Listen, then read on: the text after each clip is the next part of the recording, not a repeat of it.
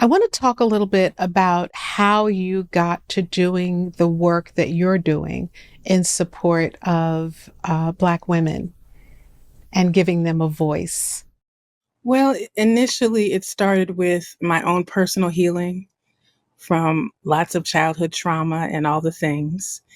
And I said, I need to share what I'm going through, my healing process, the other side of it with other people. So it began with starting with a blog, just sharing my life. And then it moved on to people asking me questions like, how did you do this or how did you do that?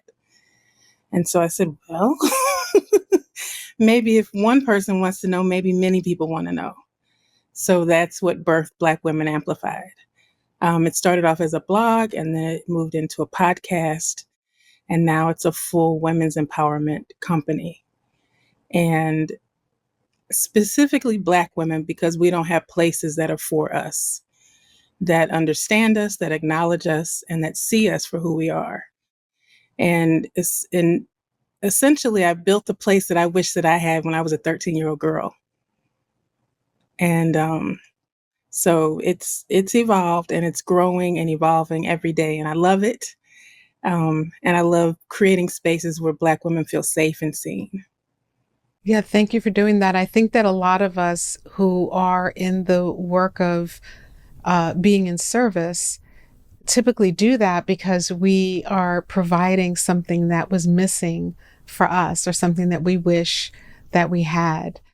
I read a little bit about your story online, and I didn't realize that your career started as a cosmetologist. Let's jump from being 13 and kind of wanting something, or maybe let's start there. When you were 13, what was it that you felt was missing for you? Well, at 13, my mother passed away. She committed suicide. And I went to live with my father and a stepmother I had no idea about. So it was me trying to figure out life. And then as I got older, I initially wanted to go to college to be an accountant. I love numbers. True nerd, true geek, all the things.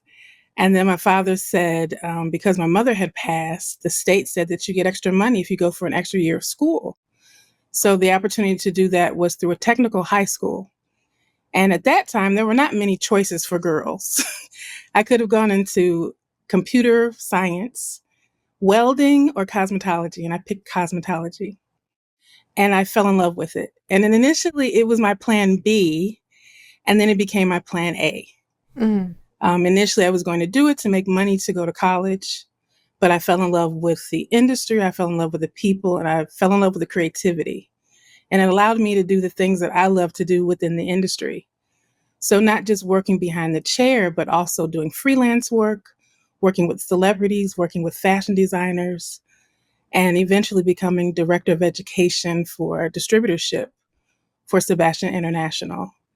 And so I was able to do all the things that I love within an industry that I absolutely think is amazing. And beauty salons are the one place that Black women have a refuge to talk and to be heard and to be seen and feel beautiful.